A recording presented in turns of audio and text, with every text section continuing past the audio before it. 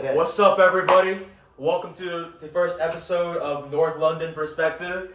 I'm here with Miguel, big ass Arsenal fan here. Me, I'm Qihang, Tottenham fan, and can't believe we're in the same room together. But it's our first episode. You know, I gotta help the peasants every once in a while. Oh shit! All right, so I guess let's just start then. Yeah, let's do this. Do you want to start or do you want me to start? The fuck you talk? Alright. Like, I'm sorry. Okay, Got it. So, my name's Qihang. Currently, been a Tottenham fan for about 6-7 years now. Let's see. Me and Mason basically got into it because I like to support the underdogs, and Tottenham during the 16-17 season were insane. I was starting out in junior varsity soccer, needed a team to support. Son, absolutely amazing, favorite player, hands down. Whoa, you're getting ahead of yourself. We're gonna say that for later. This is part of the reason, though. Okay, that's fair. Yeah, what fucking do? I love Sun, bro. Yeah. Every inch of my body. But yeah, basically, after that, I've been following them ever since. So that's about it for me. Let's take it over to Miguel. That's disgusting. Anyways, so basically, played soccer since I was like 3 years old. Love the sport always. But I just never watched soccer because it was just hard to, like, my parents didn't buy cable, so we just had like satellite. He doesn't really like soccer. No, I loved it. I would watch the YouTube highlights, of course, but I never got into it. 5 second attention span. I would never, like see it on TV. It was just hard because MLS wasn't really doing well. I got his ass. It was, especially at that point. Yeah. So, about 10 years ago, I just started watching YouTube, obviously, and every English YouTuber at the time loved Arsenal. So you had Chris MD, you had KSI. It's a KSI, yeah. I was gonna say, yeah. Who else? And then I kept watching Arsenal stuff from that point, and so I started supporting them 2010, but I really 2012. But I really started watching 2014 onwards. And I fell in love with the club ever since. Sadly, never got to see them do as good as they were in the past, but we're getting back to that point, of course. Oh, we're gonna get back to that point. Totally. So definitely gonna play Europe in next season, definitely. Oh, for sure. Totally. Well, at a higher level than you guys. Oh man, we'll see. Only time can tell. So, do you want to talk about your game because your game was first? That is true. Match recap. What are we gonna talk about?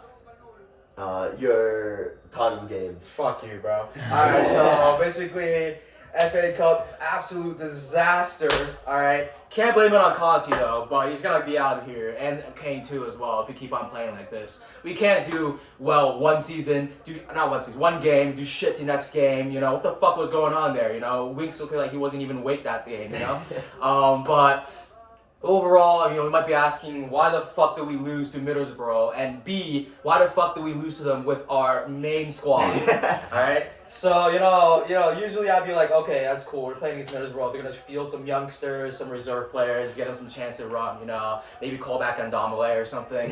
But, that game, what the fuck? We put our best players on the field, except with the exception of Mora and Bentancur, who were injured. And, things just didn't work out. There was no coordination between the players, no creativity at all. You put Winks in the center mid position. You expect him to do something. No, he stands there like a brick. Gets dribbled past 6, 7, 8 times. So bad, dude. More than any other player. So bad. Okay, this guy, I don't know what he's talking about here, but I mean, realistically, yeah, he's probably the worst player on that team.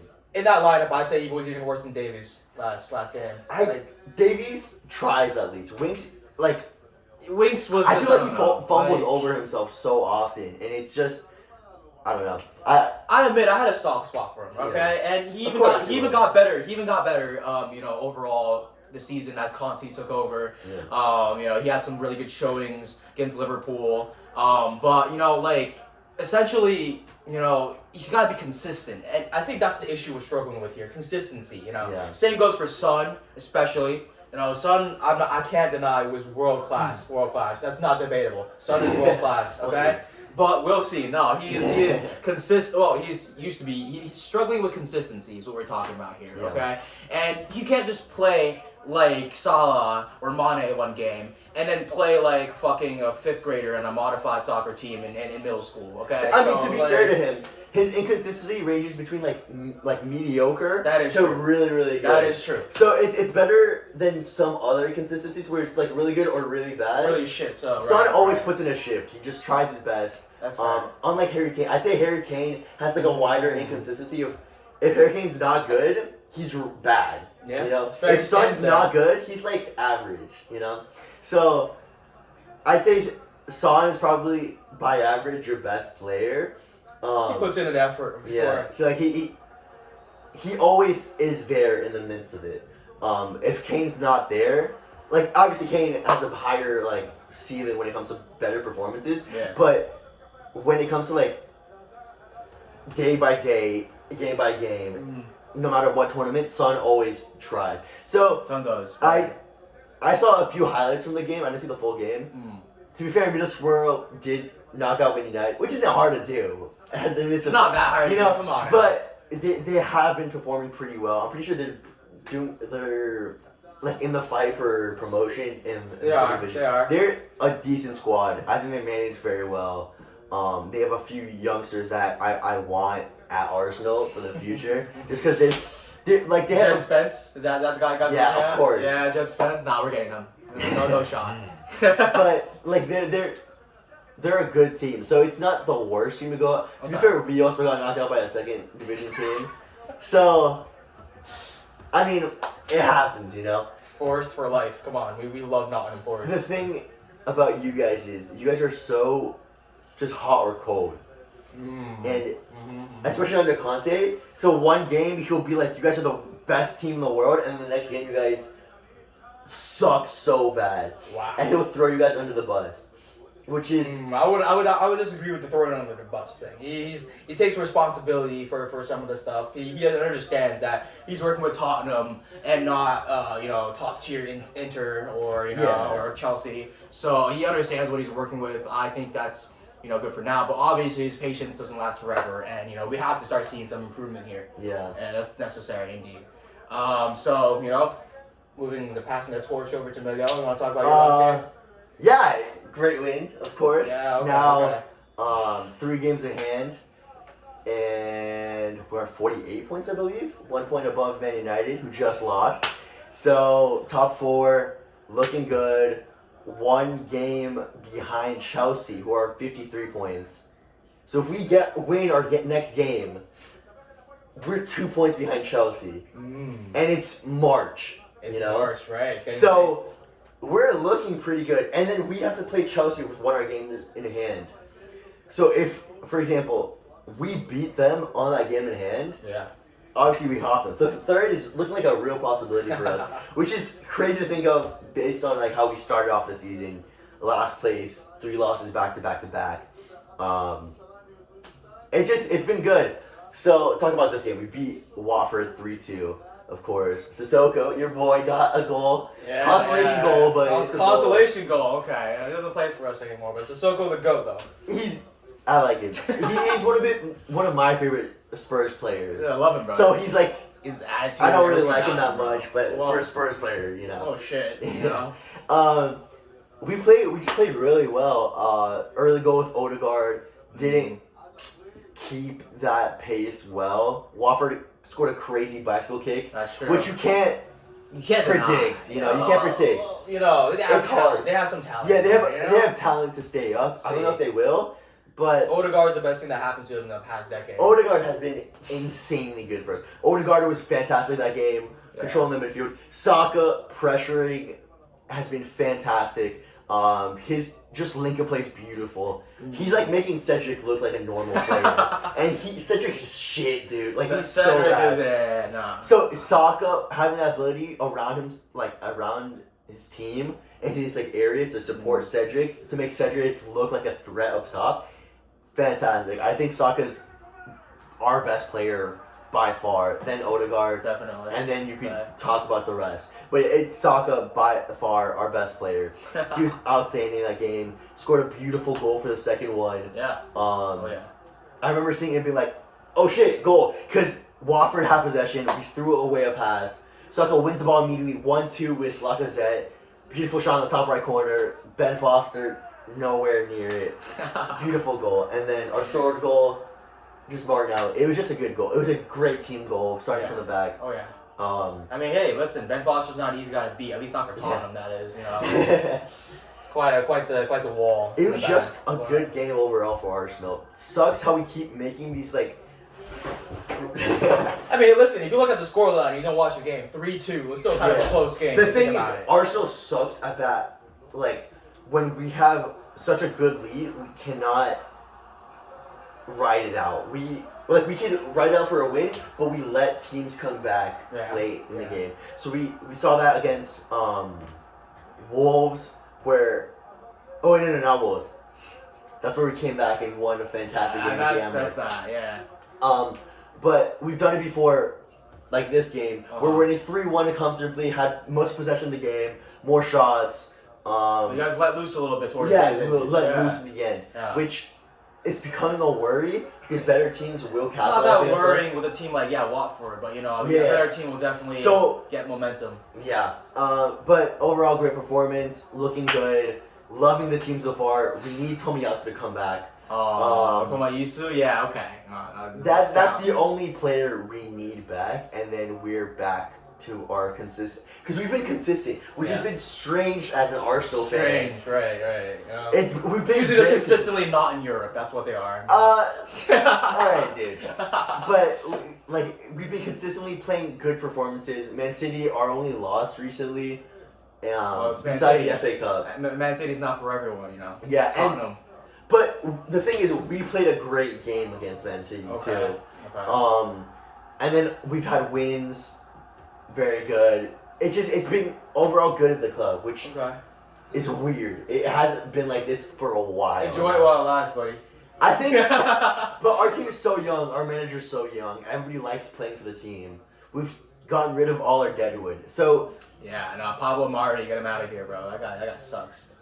He's great for FA Cups and stuff like that. He's a great fourth. You can say the same about Bergwijn. About he's great for the last 5 minutes. No, he's a good fourth, fifth option. You don't want him as your second option.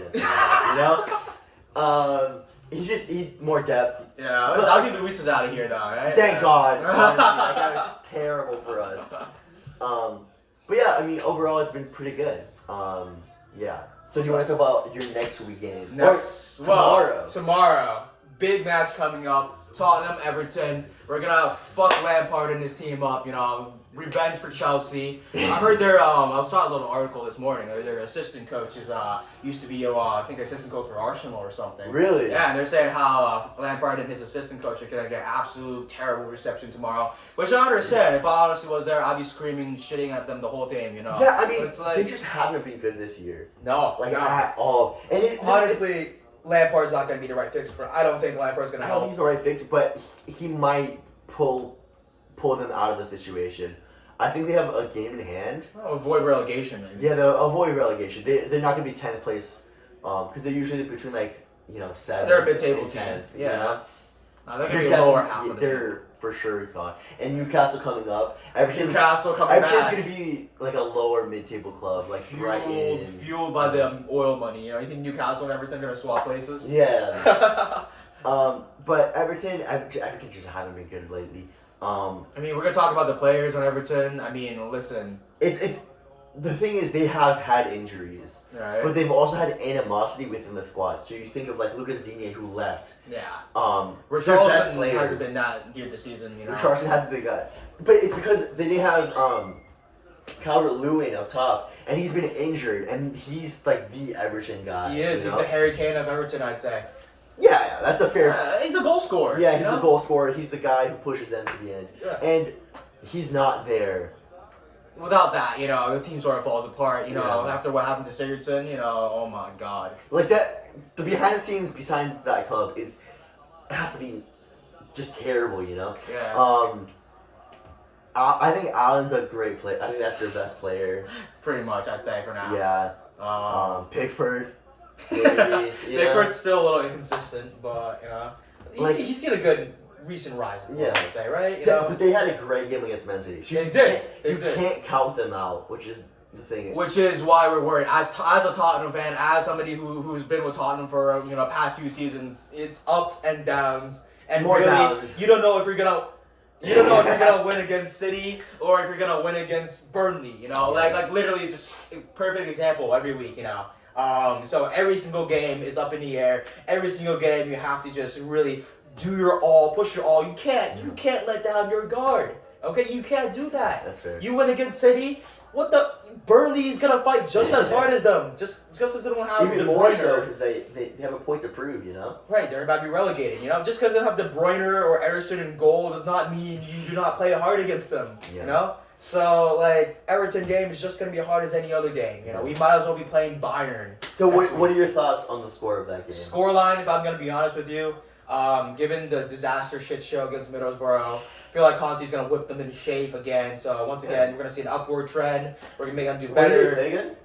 tomorrow. No, where? Oh, where? I believe it's at Everton. So. Oh, okay. Yeah. It's at Tottenham. It's at Tottenham. It's at Tottenham? It's at Tottenham. My shit. My bad, bro. I mean, that's looking good for you guys. Yeah, well, we're gonna have home support, but that doesn't mean anything. If we don't try as hard, we've been beaten plenty of times at our home stadium, so doesn't mean anything really. But it's good to have the fans in the stadium to support. We'll give them a good night's showing, so I'm gonna say 2-1. That's fair. I want to go 1-1, but I would only say 1-1 at the Goodison. I don't think Everton has enough to pull one out at away, especially Tottenham Hotspur Stadium, which it's such a nice stadium. That's the best thing about Tottenham. It's the stadium, huh? The really? stadium, really, and like that. The atmosphere is not fantastic, but it's strong enough to like push Tottenham. I think if they lose that game, it's gonna be terrible. It's gonna be demoralizing, bro. Yeah. Basically, it's a must-win, essentially. Yeah. We need to get all 3 points. To be a bounce back, pretty much. Yeah, basically. For Conte to sort of stay for another few more weeks, hopefully. For Kane to perhaps not sign a City contract. It's really a must-win game. We have to put our best in that game. Everybody needs to be on their best. Especially if you want top 5. Yeah, I mean, top 4 is Moura and Bentancur are going to be back for that game. So hopefully, we can have some more creativity in the middle, in the midfield. Bentancur is definitely something to look forward to. Yeah, a player to watch for that game for sure. I think he's been underrated. I'm pretty sure he's had bad performance at Juventus, but I think he's been an underrated player to look out for. I think those two, Kulusevski and Bentancur, were built for the Premier League, especially Kulusevski. Yeah, Kulusevski. Big, buff dude, good for physical challenges, fast as well. Unstoppable. So I'd say players to watch for a Tottenham game. Definitely look for Kulusevski and Bentancur and his return. Hopefully add some more spice in the midfield, And then obviously Son. We want to see him get back on form. We want to see him do better. Yeah, of course. Personally and for Tottenham, hopefully he does the best. And let's throw it on to the Arsenal game. Yeah, so Arsenal play Leicester, of course, at the Emirates. It's going to be a slightly challenging game. Arsenal and Leicester have a recent history that's been back and forth. We've had, like, the game that I remember is the 4-4. I think it was season opener 2 years ago at the Emirates. So Arsenal and Leicester, it's a good game to watch. I'd say it's a great game to watch if you're an outside supporter. Well, yeah. It's going to be critical for Arsenal. It's going to be critical for us. Leicester are already in mid-table limbo, so they're not going to get relegated. They're not going to do much. It's just about maintaining, What happened to Jamie Vardy? I mean, he scores goals. It's just, I don't know. Brendan Rodgers isn't that great of a manager. Fuck Brendan Rodgers. Personally. Do not like that guy. Same goes with Tielemans, too. That guy is honestly... I love Tielemans. You love Tielemans? I love Tielemans. Why do you like him?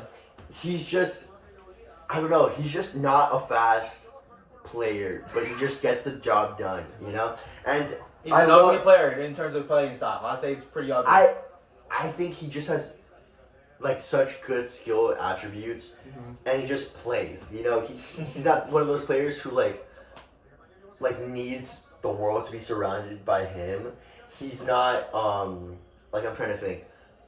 This might be a hot take, but Grealish at Aston Villa, really had the team surrounding him you don't need your team to be surrounded by. I'll give you that. teammates. He is the spark He'll in the play midfield. no matter at who Leicester.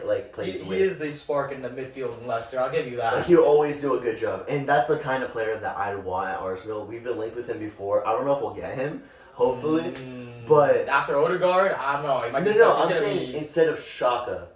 Oh. So we had Party. Well, yeah. Tielemans, Shaka's a Odegaard. negative asset for you guys. Oh. He played really well this morning. Actually, He didn't get angry today. He took his meds or something, probably. Yeah. But yeah, I mean that game's gonna be a good game. I think Arsenal will scrape one out. Yeah. We usually do. You guys gonna be Suchek, the big Turkish wall in back? Suchek. Yeah. Okay, Soyuncu. Soyuncu, same thing. Soyuncu. Yeah, that's what I meant. Yeah. My bad. Suchek Oh is my on God. West Ham. West Ham, yeah. Soyuncu, he has a mistake in him though. Yeah, he gets actually shit talk. He has to get ahead of himself, really. And the pressure between Lacazette doesn't score that many goals, but he's just a good pivot to play off. So you think he's gonna get the best of him emotionally? Yeah, I think Lacazette's gonna do well. Okay. I'd say Saka's my player of the match for that game. Okay. Leicester City don't have a great defense, I want to say. I don't remember who their left back is. And the fact that I don't remember doesn't say. Yeah, going no. well for them. After I got West Ham and everything confused on it, that's on me. Yeah. But okay. Yeah. So yeah, I think it's gonna be a 2-1. We don't really score that many goals. Low And we scoring don't- game. Yeah. Okay.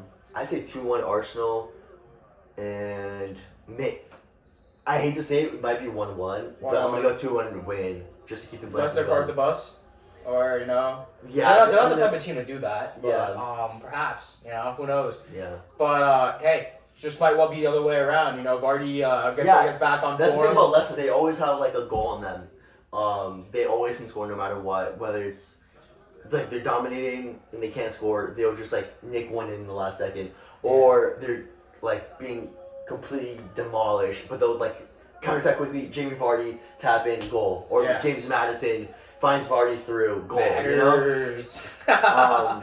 But you guys always gotta be on edge that whole Yeah. entire game. I mean, listen.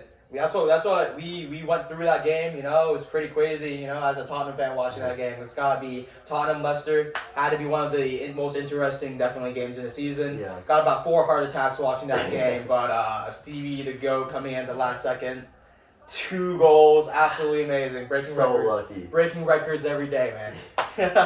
All right. So let's go out with our topic of the week. So. All right. Because it's the first episode, we wanted to talk about how we fell in love with the club and a few like key moments or key things about our club that made us love them that much more. So basically, Delhi goal against Palace.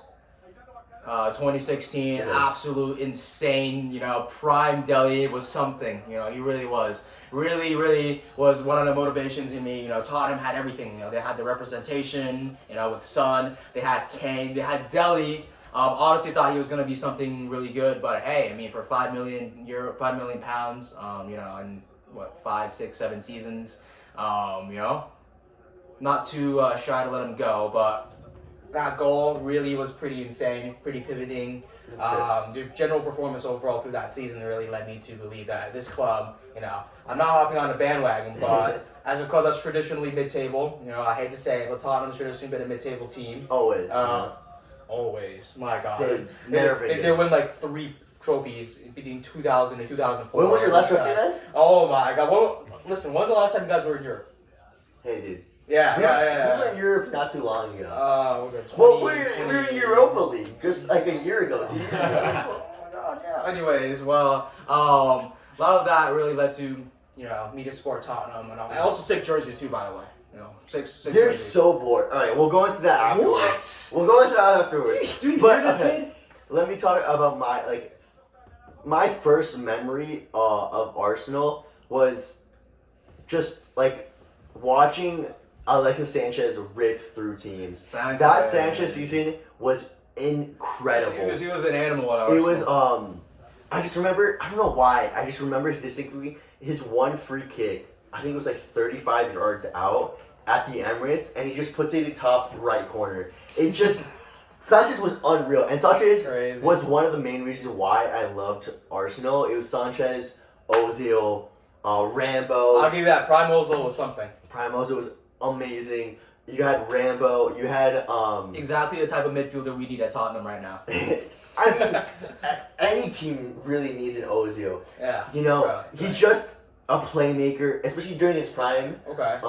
He just pulls the strings and leads his team to victory. Well, here, let me lead you on a tangent for a second. Prime Ozil or Prime Modric? Say this unbiased. I know you're an Arsenal fan and you're going to go with Ozil, but... I'd say depending on the play style, because Modric isn't necessarily like a false nine. True. Sort of like... There are slightly different positions. So if you need like sort of like a box-to-box midfielder or like a midfielder that starts deeper, plays passes, and then gets a goal every once in a while, then I'd say Modric. All the way. But if you need a player to pull the strings, to grab defenders, to take them out of position, find those passes in behind, I'd say Ozil. Okay. For me, the way, like, my favorite midfielders are those, you know, crazy passes. Okay. Are those, like, beautiful plays. So I'd say Ozil just on a personal basis. Okay. On what I like at center mid. So Okay. I'd say Fair. I'd say Modric is the better player. I'd say the player I want in my team, or the player I want to see week in and week out, is Prime Ozil. Just on a personal opinion here, Prime Musa Dembele better than both of them combined. That's bro. ridiculous. Combined, I can't believe bro. you just said Combined, that. That's bro. garbage. Easy, Hot garbage. easy decision. I'd right rather there. have. Prime Musa Dembele smoke all of Arsenal. Bro. I would I'm rather- not gonna lie. I'd rather have Abu Dhabi when he's What the injured fuck? 10 times a year. Oh my god, Then- this guy, bro, this guy. He's letting his team get the best of him. Alright, Okay. for real though. So Favorite let's talk- memory, man. Come on, you gotta tell me. Favorite memory. I don't know why.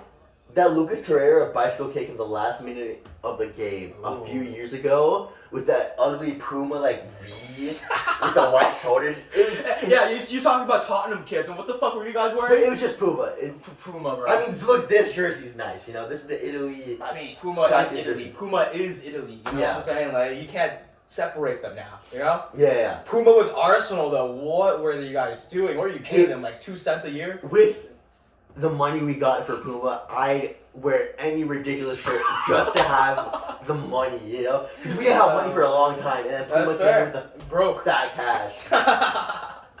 But yeah. So Okay. I don't know why Lucas Torreira bicycle kick last minute, takes his shirt off, goes to the corner at the Emirates. Not a very significant game. I'd Right, say okay. like better games would be. They don't have many significant games. Well, our FA Cup wins. I'd say are your better. FA Cup wins. Okay. But just pure raw emotion. I remember by myself Mm. in my living room, just watching the game on the big screen and going absolutely ballistic. You know. It's emotional. That's for that. Yeah. He has the heart. I'll give you that.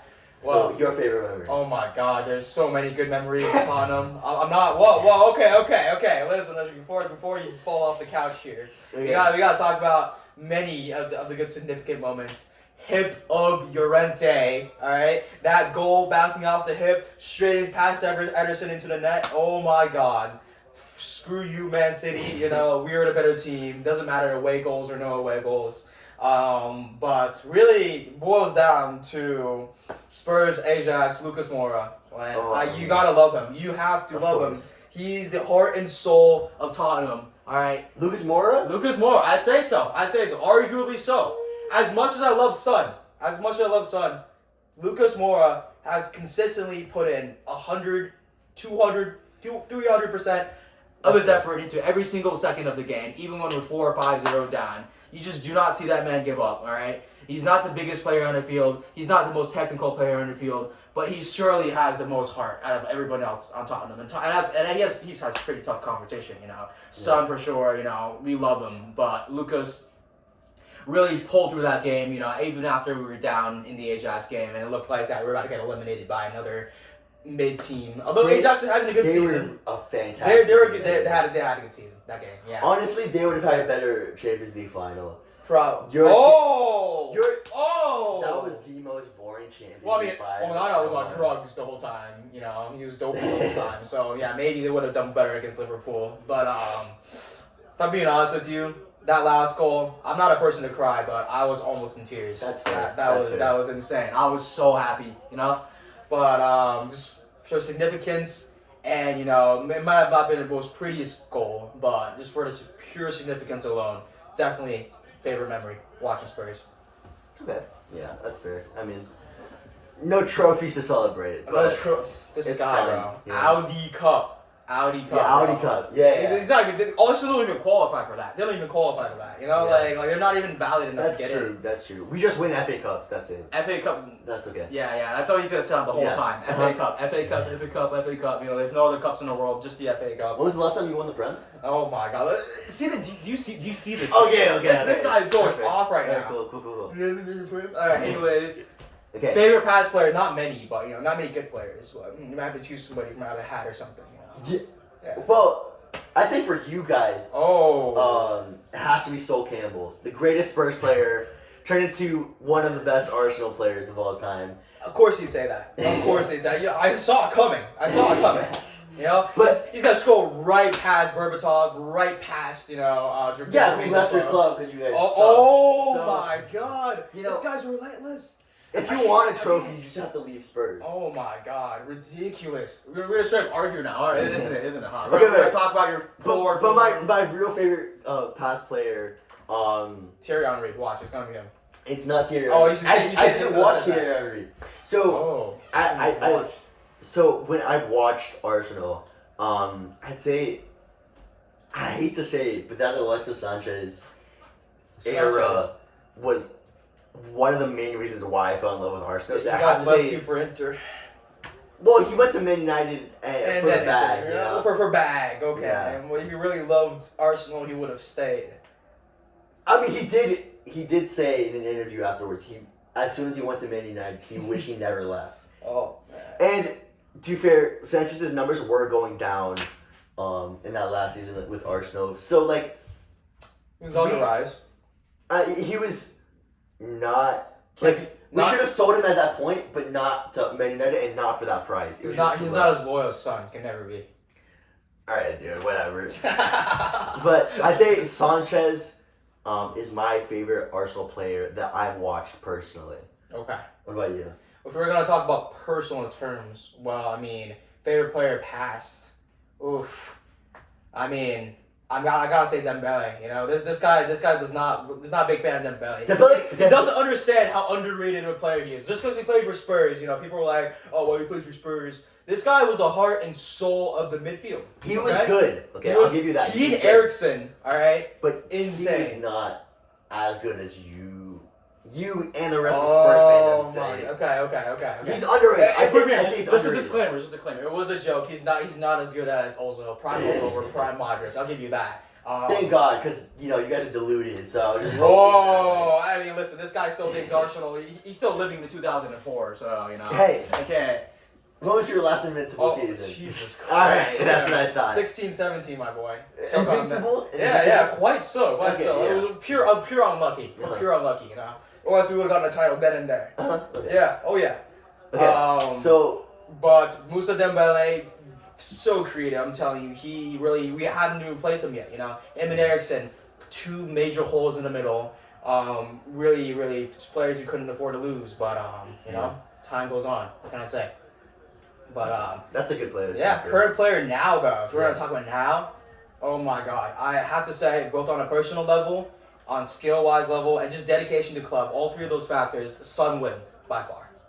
Yeah, I'd say As my favorite the- player is Son on your team. As the best Eastern Asian player for Tottenham and in the Premier League for so long now, since Park Ji-sun's son for United, you know that guy is something, you know, absolute legend both in Korea and just overall, you know, and just the skill, the dedication.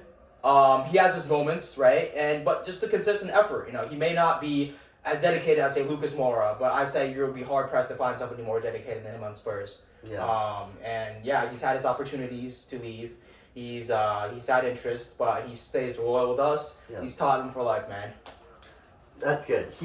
I remember seeing Son in Hamburg and Bayer Leverkusen, and I've always liked him. Okay. I just never thought he would make such a significant impact in the Prem, and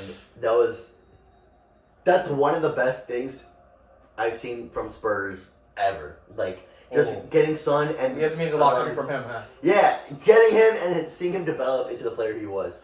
Everybody else is trash, but Son is your best player by far. Do you hear this guy? So, yeah, and let's talk about my favorite player right now. It's hard. It's hard. I like a player with passion, dedication. I was gonna say Saka. You think I'd say Saka? Saka Really? is my favorite player to watch. My favorite player on the Arsenal team is Tierney. Fucking knew it. Tierney. Seen so many of those jerseys around. He's a captain's favorite player. He's a manager's favorite player. Okay. He does all the work. Why is he a captain's? He runs up and down. He always listens. He's always telling people what to do. He's not afraid to put himself out there. He makes other people better, and that's something that Saka does. That's something that Odegaard does. But besides that, it's hard to find a player, especially at like not an insignificant position, but as in a position that's so like specific and like closed off from the rest of the team. So you think like a center mid would have a significant impact on the rest of the squad because they are in direct contact with everybody else. For sure. But a left back having such a significant impact, being able to go up, score goals, crosses, beautiful passes. You almost say he doesn't belong in the left back position. Maybe he should go to a more influential position. But he's good where he is. But the thing is, he has such a significant impact at that left back position, and he allows other players like Partey and Xhaka and Odegaard to Partey's a block. freedom. Partey's a block. Ever since he came out with him saying that he didn't think he was playing very well, he's been playing at an extremely high level. And he'd go straight into your squad. Something that you don't see in Maguire. Nah, he'd be on the bench. No way. Who's better? Højbjerg is clear, miles clear of Partey. No way. No, Højbjerg is clear of a Partey. Oh my god. I can't believe he just said that. I can't believe he said that. I'm in shock. A better I've heard some dumb shit, but like I'm actually in shock right now. No. I'm not joking this time. Højbjerg is miles ahead of Partey. But listen, here's the difference. I say Son, he says fucking Tierney. You can't even compare the two, really. Okay, that's fine. Tierney's just a better Okay. It's a good work rate. I'll give you that. Good work rate. I just love him. He's just a good person on and off the field, and he's such a hard worker that you can't not. It's almost like with Son, but in defense and defensive Son. Well, I guess that's something we could use. Yeah. Yeah. Yeah, we have Dyer now, but we just need more Dyers, maybe. He's laughing at Dyer. No, he has not watched a single full Tottenham game this season. He does not. Why would I want to? He does not know how solid they are. Why would I want to? Yeah, well, look, listen. This guy is just, I don't know. He's ignorant.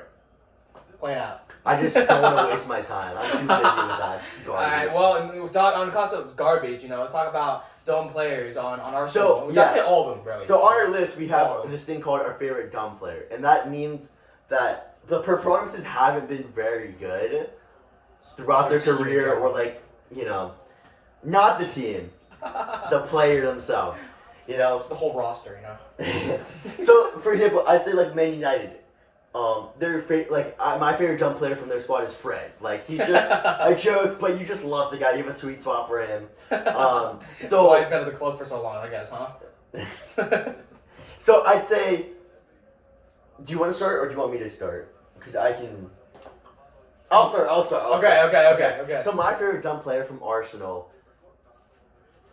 It's hard, We have a lot of good dumb players. Glad he admits it. We've had a lot of good dumb players throughout the years. Lord Bender, amazingly not great player, but you just love the guy. The confidence of Zlatan with the ability of Zlatan's kids. I'd say Xhaka's fun to watch. Xhaka, oh my god. Especially when he gets sent off, oh my god. And it's absolute anger. He's been good recently. But he's been taking his anger management meds, He's been doing pretty well. But for favorite dumb player, I'd have to say Danny Welbeck. Danny Welbeck had so many good, crazy clutch goals for being such a bad player. I've always said him and Alex Iwobi were so bad for Arsenal. They're good servants to the club, loyal servants to the club, but they were just not to the level. Weren't all there technically. They just weren't that good. Yeah. And Danny Welbeck, my favorite moment I have remembering him is that goal against Man United. I think it was in the FA Cup at Old Trafford, against his former club. You just love the guy. He's just a goofy player. Scores some goals every now and then. Just number 23, Jamie Welbeck. In the Puma striped blue shirt. That was our best Puma shirt. Horrendous. The blue shirt was our best stripe, our best jersey. That's our red club. Stop trying to be blue. It's our secondary colors, you know. Yeah. You guys have blue on your secondary colors too. I never said I wasn't a blue team. Tottenham's primary white and blue. Yeah. White first, blue second. So what do we do? Like a Chelsea to you? So yeah, I'd say Danny Welbeck's my favorite dumb player. Understandable. You know, normally I'd say it would be a tie between Harry Winks and Serge Aurier, you know. But I'm currently pissed as shit as Winks right now, so we're going to say Aurier. Alright? Absolute, you know, club legend in terms of just fuck-ups and, like, really good games, alright? Like, you have games, that one time, I forgot what team it was against, but where he was crossing it to Harry Kane, I believe, and he straight to process it into goal. You know, absolute crazy, you know, like, this guy's like, oh, wait, what just happened? You know, I scored, let's go. You know, like, absolutely clueless. Love that from him. Obviously, not very dependable. There are moments where I just wanted to, you know, see him out, you know, just get him off the field. Yeah. But same goes with the rest of the club as well, you know. Just all in the bin, all in the trash. Aggression is just not tolerable. Anyways, you know, but overall, you know, a little bit disappointed how things went out. We just, you know, just left all of a sudden. Would have appreciated him for maybe another season or so. But, you know, fun to watch. But I'll give you that. He was fun to watch. He was not good, but he was fun to watch. Well, never said it was good. Yeah. Daniel Welbeck wasn't that good either, I'd say. No, he wasn't that good, but he was so much fun to watch. He was oh my god. And scored critical goals. And same goes for Winks as well. You know, if I was so pissed at him, I could say, you know, Winks is bad. Don't even mention. He's pretty ass. But you know, that halfway goal against what team was that? Some Pacos de Ferreira, I think, or it was that Hungarian team. Ludogorets. His halfway goal against Ludogorets was absolutely insane. Once again, didn't even mean to do that. His corner against Morecambe or some shit like that. Absolutely insane, unintended. Taking the corner, or was it a free kick? I forgot, but straight it goes in, you know. And he's absolutely like in shock. He's like, "Holy shit! I just scored a goal!" Like that's the type of moment that you like to see in soccer, you know, like just stuff that just isn't like intended. it's supposed to happen. Yeah, precisely.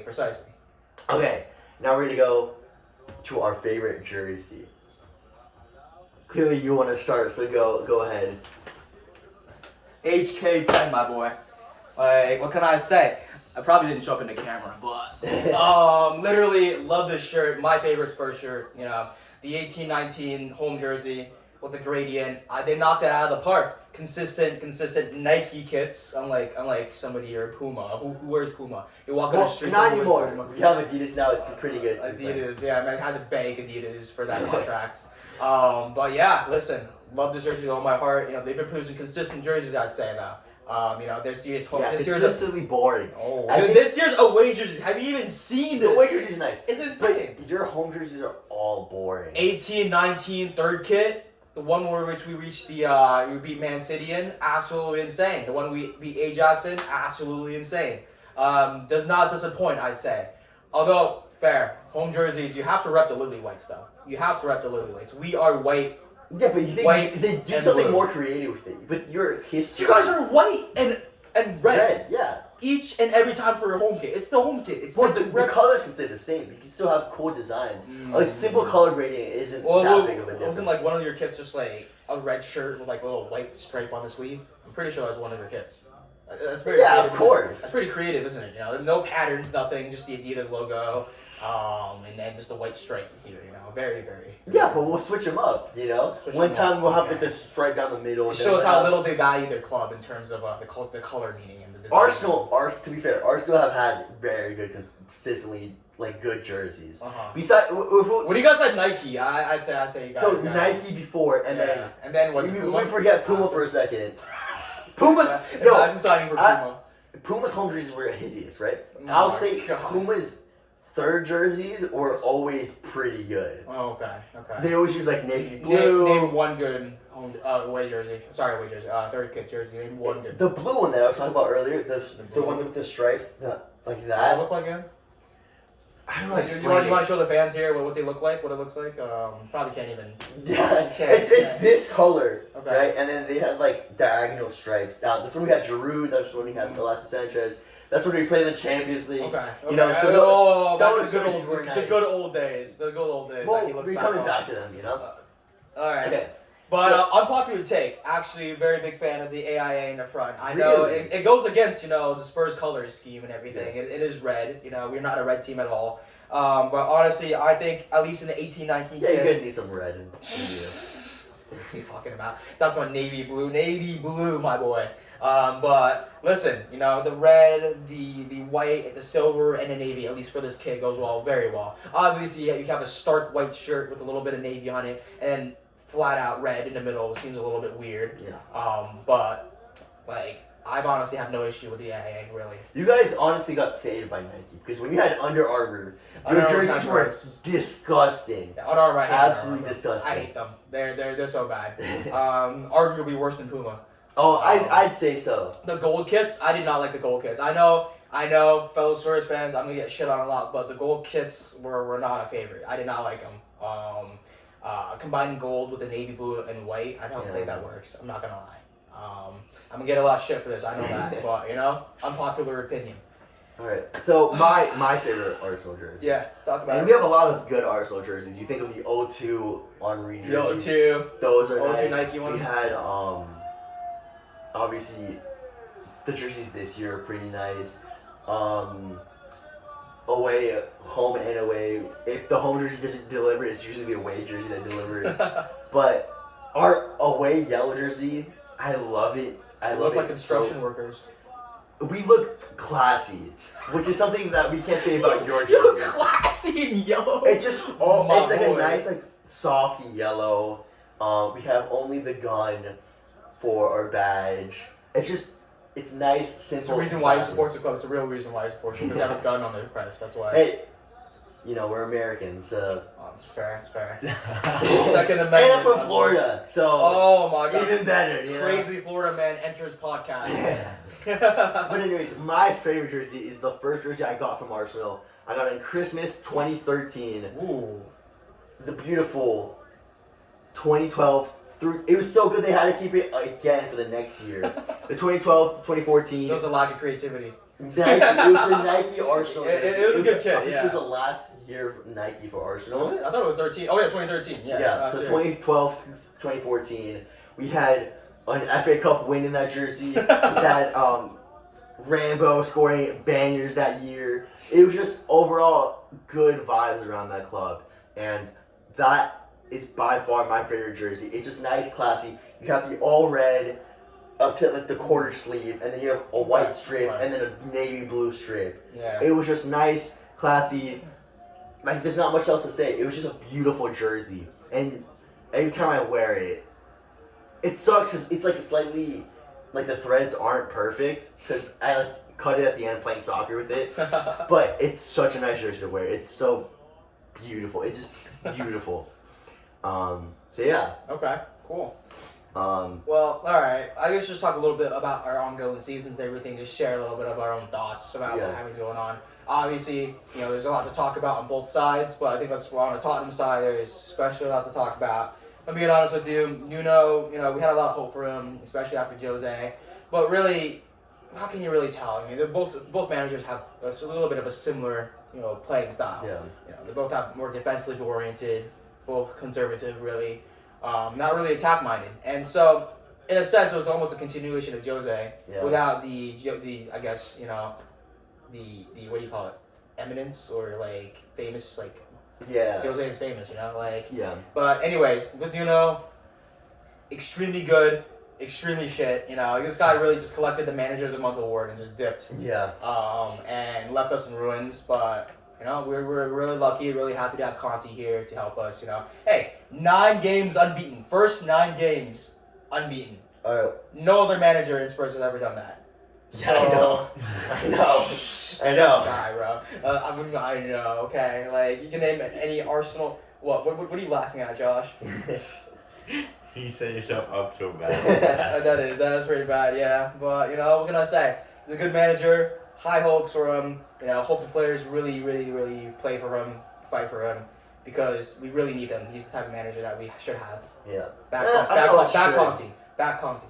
Conte is a good manager. It's just your players and your club is just not that good. Oh my So God. Delete Arsenal, yo. Delete Arsenal.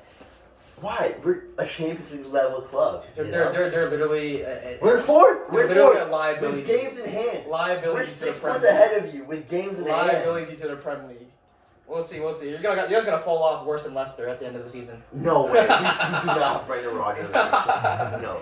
All right, we'll see. Time has to tell. Time's gonna redeem it. Like this guy shit talking now, bro. I'm telling you, what come April, you know. When you're back in the Conference League and we're in the Champions League. So when's Conte gonna leave Spurs? After he You're qualifies for the gonna have an Conference League. opinion. Come on, get in this. Let's go. What are your thoughts on Spurs? Gross. Look at this guy, bro. Look at this Everybody, Josh from the Liverpool podcast. Liverpool perspective. The guy. Liverpool perspective. Yes. Yeah. I mean, Spurs. I don't know. When is Conte gonna leave? That's my I mean, question. this is how he thanks me for defeating City. You know, No, this is just why ask- you guys are in the title race. Or I'm else you guys just would not be in the title race at all. I'm just asking a question. When?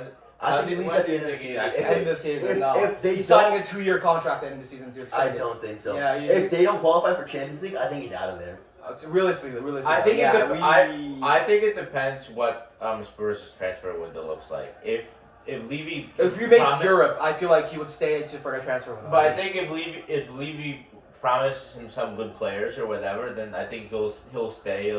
If they actually invest, Levy's a dirt. if they invest like how Arsenal invested under Arteta last year, I think Conte would stay. Levy's right? a good businessman. Yeah. Terrible to have for a football club. But the thing is, I think that's why I think if he doesn't make Champions League, because then Levy won't have enough money if he doesn't qualify for Champions League. Well, he needs to understand that he needs to make perhaps sometimes even a personal investment into the situation at Spurs to But he ameliorate the won't. situation. He won't. Yeah, because he's thinking about profits. All he has in his mind are profits. He's running this club strictly for profit only as a business, you know. Which I mean, yes, football clubs are essentially businesses. Yeah.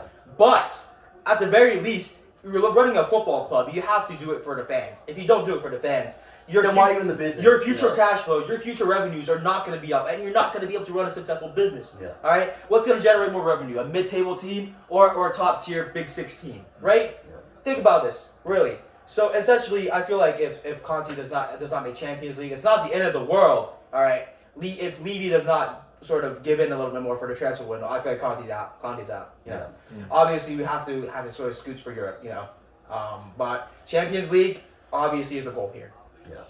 But what was I gonna ask? Like, how do you think Conte's done so far? Would you say? I mean, all shows, right? Pure optimism. You know, he's brought a pretty good, you know, high morals, really good, high training, high values.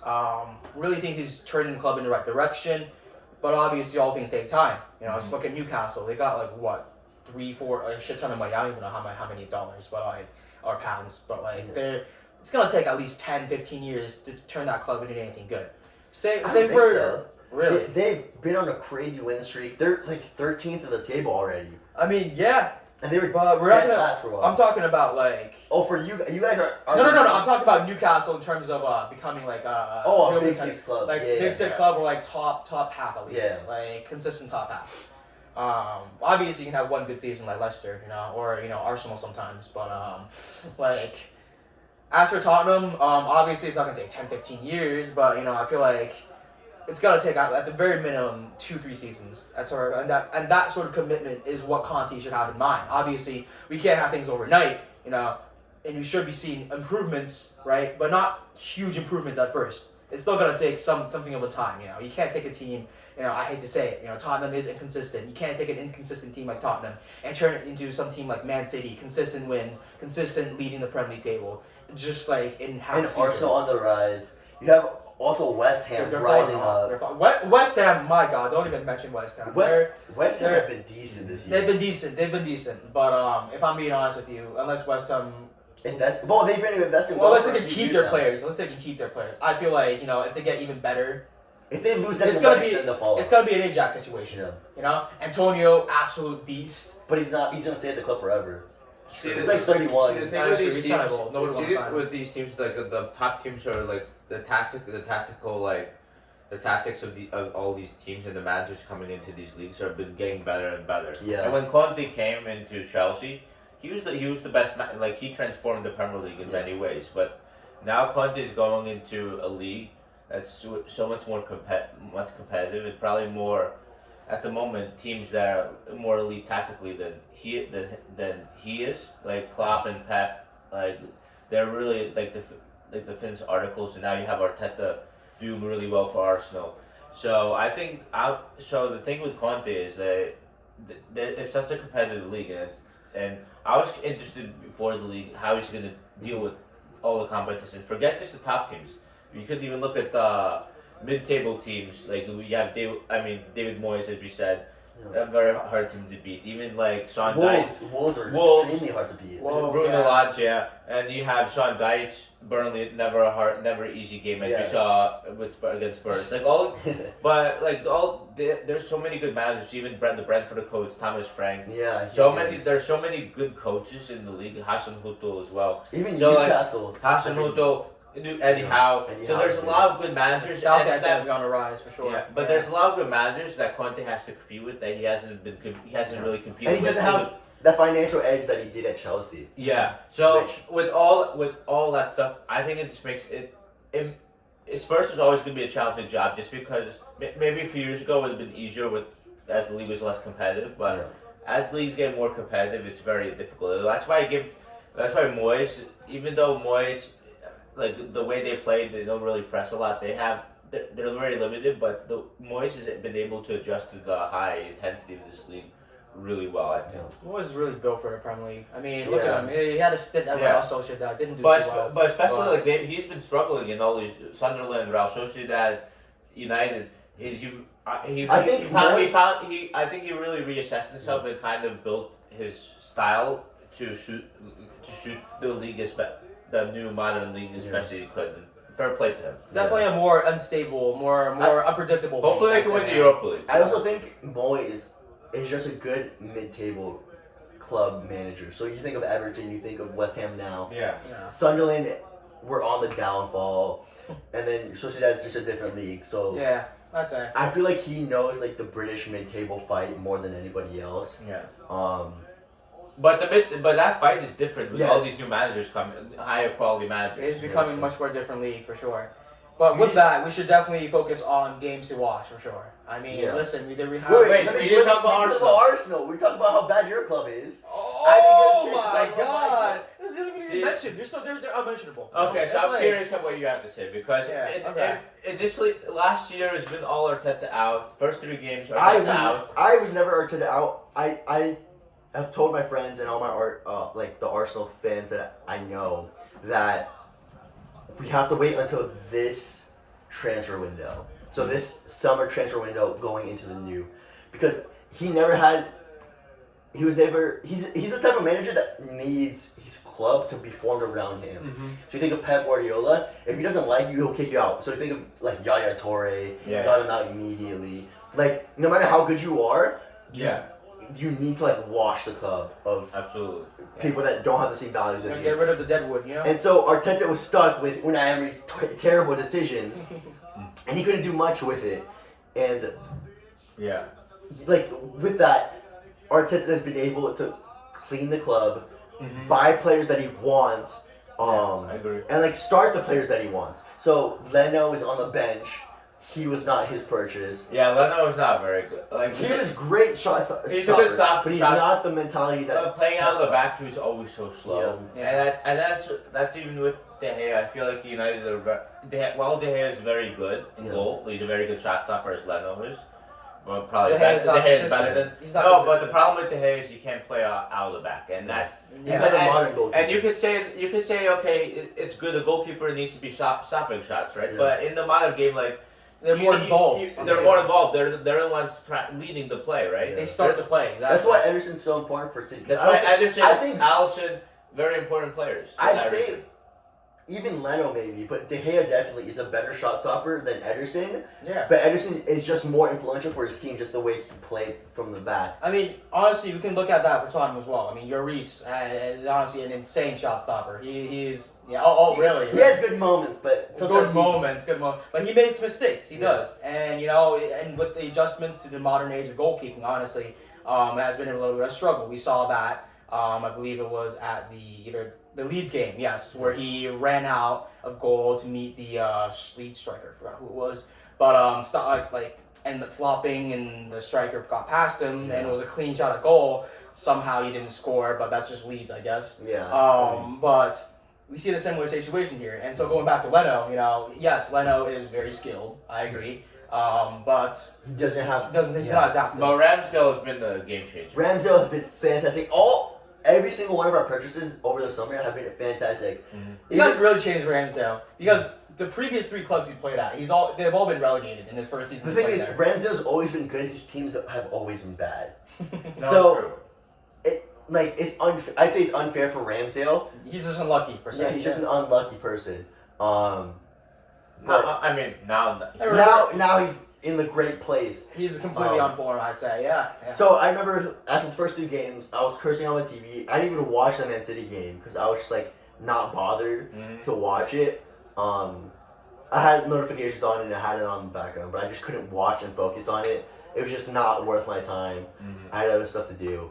But you had a lot of problems just because of people being injured, COVID, and all yeah. that. So obviously I understood that, but I knew Man City was probably not the game to assess. So obviously the first 3 games we lost. After that, I was like, all right, now we start for real. We had a 2-week head start. Yeah.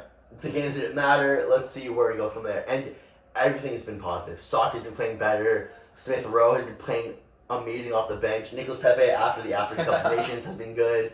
You think of Lacazette, who can't score goals, but he's that pressure up top, that first line of defensive pressure. No technical skills, but okay. But he has great passes. He does.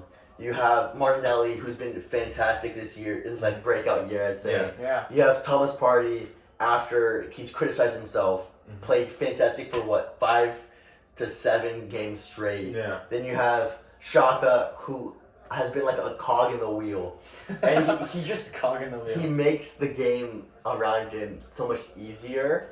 Even though he has his hot-headed moments, he's not perfect, but he's just starting to show some Switzerland Xhaka rather than Arsenal Xhaka. Yeah. I mean Xhaka. And off the bench we had our left back. I can't remember his name right now. That we bought him over I keep thinking of Nuno Mendes, but that's for PSG. Tavares. He was great when, not great, but he was good enough when Tierney was injured. Tierney's come back into the squad, played perfectly. Ben White has been playing pretty good consistently. Gabriel I'd say he's better of the 2. He's been playing fantastic. Cedric's not good, but you got to stock up the. But he's been playing well, Cedric, lately. Because of Saka. Saka takes off the pressure. You guys and Tomiyasu, best purchase. And I would say Arteta's system is getting the best. Arteta's system has been really good, and we've been on the rise now. This whole season, after the first 3 games, it's been good to watch. And the fact that we lost in the FA Cup and we aren't in any cup competitions really helps us. But my opinion with Arsenal is that right now they're performing well when they perform well, they perform amazingly, and they're gonna be one of the top teams. But the problem with Arsenal is that they're a young team right now, which is perfectly fine. They're still developing themselves. All their players are mostly Saka, Smith Rowe, Odegaard, younger players, Martinelli, all younger players. Even Partey is still. Yeah. His buddy's on the older. Yeah, he's one of the older, but still Gabriel. Yeah. Who's the other center back here? Oh, White, very young player. They're all very young players. So it'll be interesting to see how Arsenal will do. They're obviously gonna have inconsistencies, right? They got the Everton game, not very good. The United game at Old Trafford, not the best performance from Arsenal. So there's some performances that are not the best, but it's natural, I think, right? Yeah. I think the fact that we're young really does help. But also the fact that we offloaded so many people and we now have the money if we get into Champions League, to get Saka on a 5-year contract. We have the money to get Smith Rowe, Odegaard, Martinelli, like all our influential pieces on those 5-year contracts. Yeah, for sure. And having the pull, if we get in the Champions League, to get those European strikers. Obviously, that's why Vlahovic didn't want to come to us. And Vlahovic is. Yeah, well, speaking of that, so obviously you didn't get a striker. Yeah. So you needed after Aubameyang. What do you think of the whole Aubameyang situation? And I guess, are you upset that you guys didn't get a striker? Or do you think that will impact top? I don't think it'll impact top 4 just because if Lacazette gets injured, we're screwed, pretty much. Nketiah has been playing well. It's just after Nketiah, who's there. Yeah. Okay. But Aubameyang, I'm glad he left. He seems like the party guy. He seems like a Ronaldinho type of person. Oh yeah. And that's not what you want in a Pep system, which is why Ronaldinho left. With Pep, and that's why you don't want him in Arteta system, which is why Aubameyang left. I'm glad he's doing well in Barca. Barca seems to know how to manage those. Barca also have like a more Pep system, but I think Aubameyang is more of a short term. Yeah, he's a short term. Definitely short term. Because Barca needed runners. Yeah. Like, with all their creativity they needed runners in behind. Yeah. He had an ick for those last few weeks, and he just couldn't score. We gave him like sweaties, we gave him open chances, and he couldn't score. And he would take somebody else's place. So I think Martinelli was not on because Aubameyang was on. Or if it's not Martinelli, it's Lacazette up there who's missing out because of Aubameyang, because he's the captain, he's the number 14, he's the striker. And I'm glad he left. I'm glad he's doing well. And there's no ill will, just a good situation for both parties, I think. Yeah. So how do you think my last question is, how do you think Arsenal will do under Arteta in the future? We have to see this transfer window. I think if we splash cash on wrong players, we will go back down to 8th place again. Relegation. So where do you want players at? I'd say Isaac is a good player to call. Isak, nah. Fuck, where else should I ain't selling Isak? For a good price, but you guys have to offer a 50, 60 million. And I'm not sure you guys splurged that much on Ben White. I mean, would you guys be able to generate the same amount of cash? I think we would with Champions League. The Champions League. We have Stan Kroenke who already won a championship with the Rams, so he's not going to invest any money in them anymore. Cool. Hopefully. You guys take sore lot though. I mean, I think if we make Champions League, we'll have enough money for those good players. So Isaac, we need another center mid, and then we could bet. You want to replace Xhaka, right? That's like Xhaka, yeah, or a backup for them because we don't want El Neni in the midfield. We'll have he's on a loan to Roma right now, but I can't remember his name. Maitland Niles. Oh, Niles. So Niles is on. Okay. Yeah, so he's on loan. He'll come back. How's he doing on loan, Qihang? I think he's decent. He's so. I mean, he needs more playing time. Yeah, of course. Yeah. But he's like a decent backup center mid. We just need more bodies in the locker room. That's pretty much it. Locker room. But we're good. But yeah, so Arsenal also like there are rumors of getting Ivan Toney. I don't like Ivan Toney. I don't rate him as highly as. I think he'll be a good player. He's He has more on the a ball. good player. Yeah. I just think it's hard to take a player out of a system they love. So I mean, he's ingrained in Brentford's system. He's Brentford's player. He's Brentford through and through. And I mean, I feel like he suits their system very well. He suits what they have going very well. He's been with them since they're in a championship. I mean, taking him out of his spot and dropping him to Arsenal may not always result. Yeah, so I think he'd be good at Arsenal, in my opinion. I think he'd be good, but not as great as his price tag would have to be. What's his price tag again? I'd say like 40, 50. Yeah, Because he's so influential. It's available for sale for 20 or 25, but 40 or 50 is insane. Yeah, that's too much at risk. Well, I was just see what I'm sure his market price is like 25. I know but his influence on Brentford makes him cost more. Same thing with Ben White. Might be a release clause. I know last year you guys were rumored to get Abraham. Yeah, we wanted Tammy Abraham. We wanted Abraham, yeah. And that would have been a good. That would have been a good purchase. But the thing is, I kind of want an older striker. Experience. Re-sign Giroud? 25 and above. I don't think Because that's not what he's gonna. I think he's gonna go for a younger player. I think. Yeah, of course, and that would be a good purchase. I think Balogun is a really good player. Mm-hmm. He's on loan right now in the second division. I think he's really, really good. Yeah, you played against him. Yeah, you guys lost against him. Yeah, well. Yeah, I think he's really good. He's like what, 19 right now. Mm-hmm. So I think we need like a good player every 5 years is my thinking, you know. And so we need like a 25, 26-year-old to go right now for the next 5 years. Balogun to be the next 5 years, and keep the process going. I don't think we need a late striker, so we don't need like a Suarez or anything. That's like old. That's gonna play for a year or two. We don't need like a Cavani because we don't use him for a year, and it's not gonna help us. We need a player for 5 years and then gone. Consistent, yeah. Yeah. So for like a Aubameyang, when he first joined Arsenal, joined after a good Borussia Dortmund, played for 5 years, left. Like we need sort of that development. Perhaps. So you want the next replacement for Aubameyang, basically. Yeah, pretty much. Oh man. Miguel, I'd like to break something to you. Okay.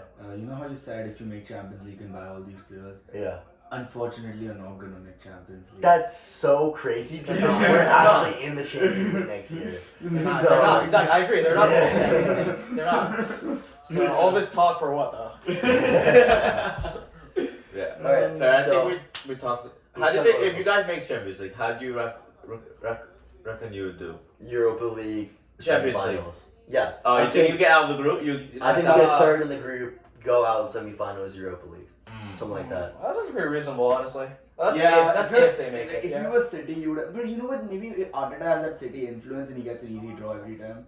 But the thing is, I'm not sure what group. I think you would not get that difficult of a group. Because I feel like the Premier League is much better.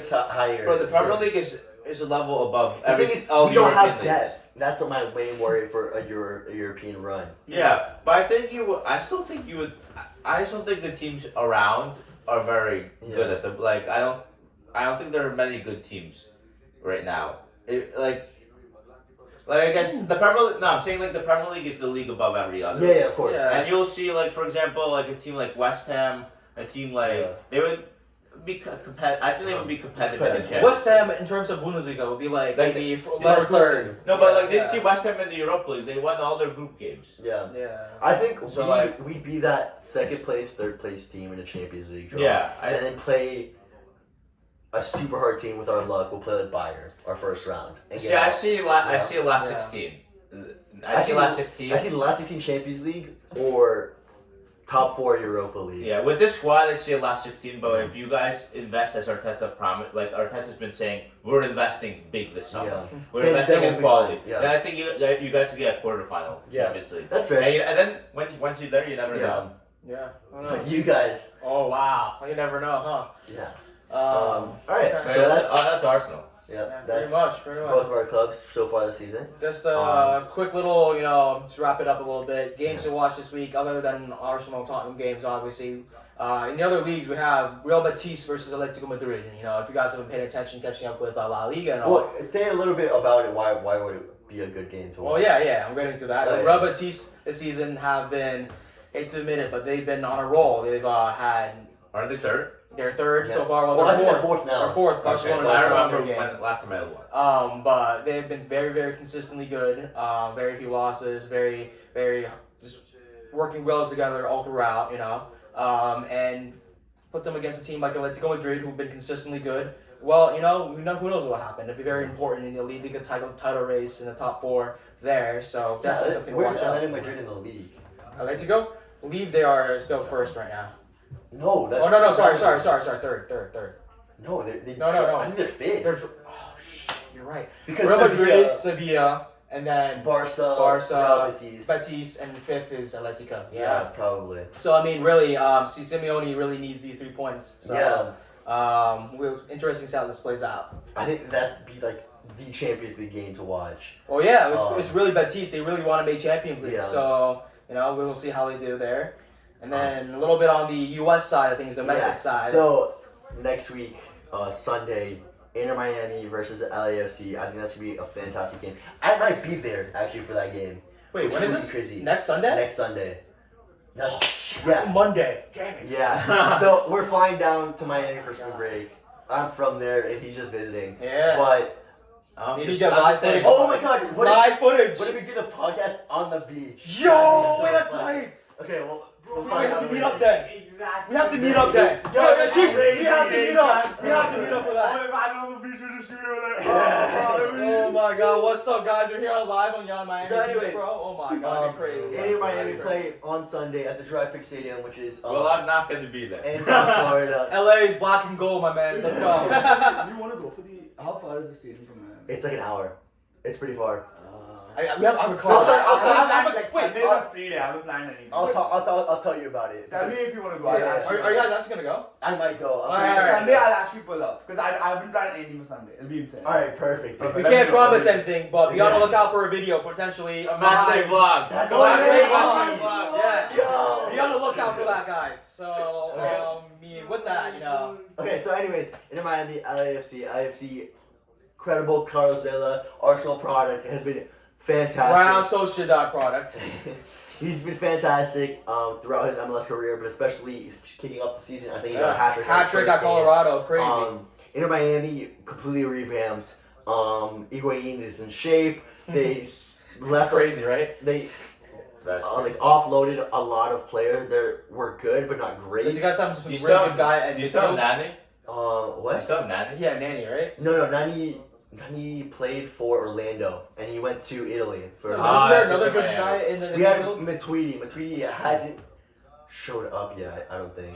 I think he's injured. He's still on vacation. I think he's injured or something like Damn. that. But anyways, Inter Miami have a lot of good young talent. We had a 17-year-old start our last game. We have Higuain, who's fantastic. Of course, Campana, which is an Ecuadorian striker for the Ecuadorian national team. Let's see the score. Um, Oh yeah, Breck Shea. Breccia's a great left back to come off the bench. Yedlin. Ooh, Yedlin. Oh, yeah, You got Yedlin. Yedlin. You do have Yedlin. Josh Yedlin was. Jovan played Jones good. is decent too. He doesn't play. Oh, he's injured? Yeah. Yes, it's But- injured. But he's decent. He's a decent But player. once He's again, not low. it'd be interesting to watch, especially a new situation. I think- with LAFC as well. Yeah. Bob Bradley's out, thank God. Yeah. And it'd be curious to see what we do, how we do. The second game of our season be definitely third. It'll definitely be very critical. And I think a lot of it also depends on tonight's game. LAFC against Portland. If whether or not they win or not really sets the mood and the morale for the next game, which will obviously be very important. And then Inter Miami today play. Well, so when this podcast comes out, you'll They know play the score. Austin today. They play Austin today in Austin. I think we have a good chance of winning that game. We tied 0-0 against Sheridan Shaqiri's Chicago FC. Say that 3 times. But we tied them 0-0. We should have scored. We missed a few sitters. But yeah, the team has been playing pretty well. They look good. They've looked good in preseason. LAFC obviously always look good. Be definitely a very intense game to watch. Yeah, and hopefully we'll see the person. So that'd be crazy. Alright. So With that, I mean- the first episode of North London Perspective. I think a pretty good episode. Pretty good Yeah, episode. pretty good, right? But yeah, so thank you everybody for watching, listening. Stay tuned. All right, goodbye.